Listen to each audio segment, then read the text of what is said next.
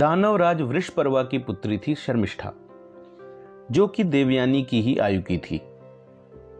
एक दिन शर्मिष्ठा अपनी सखियों के साथ सरोवर के किनारे जल क्रीड़ा के लिए जा रही थी।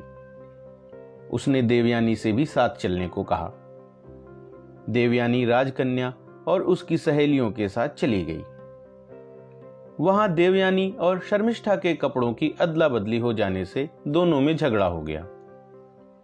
देवयानी ने शर्मिष्ठा और उसके पिता को बुरा भला कहा तो शर्मिष्ठा ने देवयानी को कुएं में धक्का दे दिया और अपनी सखियों के साथ राजमहल वापस चली गई। उसी समय चंद्रवंशी महाराज नहुष्ट और पार्वती पुत्री अशोक सुंदरी के पुत्र महाराज ययाति जंगल से गुजर रहे थे और पानी पीने के लिए कुएं पर रुके। उन्होंने कुएं के अंदर से देवयानी की आवाज सुनी और उसे बाहर निकाला। देवयानी ने ययाति से कहा, महाराज, मैं गुरु शुक्राचार्य की पुत्री देवयानी हूं। आपने मेरा हाथ पकड़कर मेरी जान बचाई है, अब आप ही मेरा वरण कीजिए। ययाति ने देवयानी के इस प्रस्ताव का उत्तर देते हुए कहा, देवी, कहां आप ब्राह्मण श्रेष्ठ गुरु शुक्र की पुत्री और मैं एक क्षत्रिय, हमारा मिलन कैसे संभव है? देवयानी जब आश्रम वापस पहुंची तो उसने अपने पिता को शर्मिष्ठा से हुए झगड़े के बारे में बढ़ा चढ़ाकर बताया।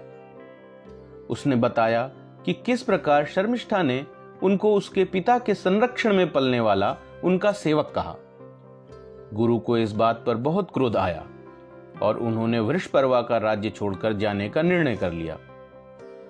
जब इस बात का समाचार दानवराज को मिला तो उन्होंने गुरु के सामने हाथ जोड़कर उनसे न जाने की विनती की। दानवराज के बार बार निवेदन करने पर शुक्राचार्य ने इस बात का निर्णय अपनी पुत्री देवयानी पर छोड़ दिया। देवयानी ने कहा कि अगर शर्मिष्ठा जीवन भर उसकी दासी बनकर रहे तो ही गुरु शुक्र दानवों के साथ रह सकते हैं।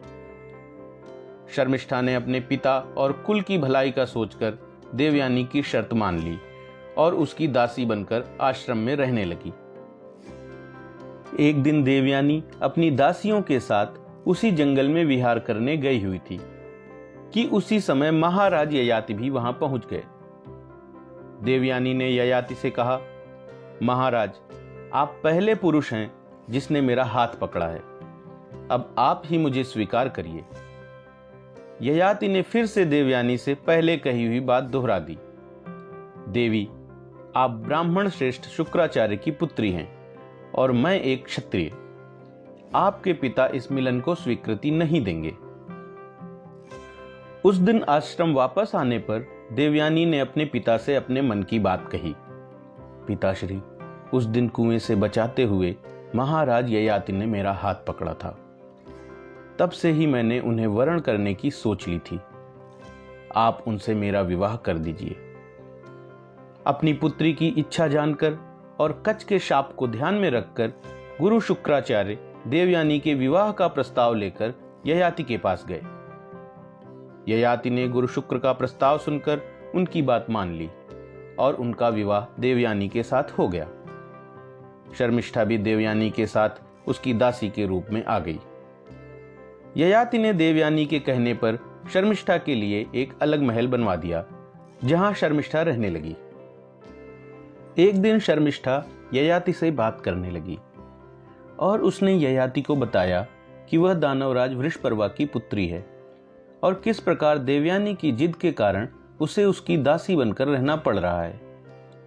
ययाति को शर्मिष्ठा की बात सुनकर उसके साथ सहानुभूति हुई। शर्मिष्ठा ने ययाति से उसको अपनाकर पत्नी के समान स्थान देने की विनती की। ययाति शर्मिष्ठा जैसी सुंदरी को मना नहीं कर पाए और देवयानी से चुपकर शर्मिष्ठा से मिलने लगे। कुछ समय बीतने के बाद ययाति को देवयानी से यदु और तुर्वसु नाम के 2 पुत्र हुए और शर्मिष्ठा से द्रुयु, अनु और पुरु नामक 3 पुत्र हुए। एक दिन ययाति देवयानी के साथ बगीचे में घूम रहे थे कि देवयानी ने शर्मिष्ठा को उसके पुत्रों के साथ खेलते हुए देखा। उसने शर्मिष्ठा के पुत्रों से उनके पिता का नाम पूछा तो उन्होंने ययाति की ओर उंगली कर दी। देवयानी क्रोध से व्याकुल हो गई और ययाति को छोड़कर अपने पिता के आश्रम में चली गई। वर्षों बाद गुरु शुक्राचार्य जब हिमालय में अपना तप संपन्न कर वापस लौटे तो देवयानी को देखकर उसके आश्रम में रहने का कारण पूछा। देवयानी ने ययाति के शर्मिष्ठा के साथ संबंध और उससे हुए पुत्रों की बात अपने पिता को बता दी। ययाति जब देवयानी को लेने के लिए शुक्राचार्य के आश्रम पहुंचे तो उन्होंने ययाति को वृद्धावस्था का शाप दे दिया।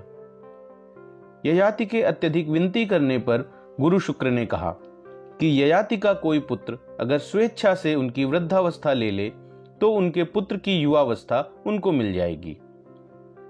ययाति ने अपने 5 पुत्रों को बुलाकर उनको शुक्राचार्य के शाप के विषय में बताया और उनसे उनकी युवावस्था मांगी। ययाति के पहले 4 पुत्रों ने ययाति के प्रस्ताव को मना कर दिया, परंतु सबसे छोटे पुत्र पुरु ने ययाति का प्रस्ताव स्वीकार कर लिया। अपने पुत्र की युवावस्था लेकर ययाति ने वर्षों तक सांसारिक जीवन के सुखों का भोग किया। अंततः ययाति को ज्ञान की प्राप्ति हुई कि सांसारिक सुखों की लालसा कभी खत्म नहीं होती। सच्चा सुख इनका भोग करने में नहीं अपितु त्याग करने में है। ऐसा सोचकर उन्होंने अपने पुत्र पुरु को उसका यौवन वापस लौटा दिया और उसको अपना उत्तराधिकारी बनाकर संन्यास ग्रहण कर लिया। वर्षों तक योगी का जीवन व्यतीत करने के पश्चात ययाति को स्वर्गलोक की प्राप्ति हुई। ययाति के ज्येष्ठ पुत्र यदु से ही यादव कुल की स्थापना हुई, जिसमें आगे चलकर भगवान श्री कृष्ण ने जन्म लिया। ययाति ने जिस पुरु को अपना उत्तराधिकारी बनाया था उसी के कुल में आगे चलकर दुष्यंत, भरत, शांतनु, भीष्म, धृतराष्ट्र और पांडु तथा कौरव और पांडवों का जन्म हुआ।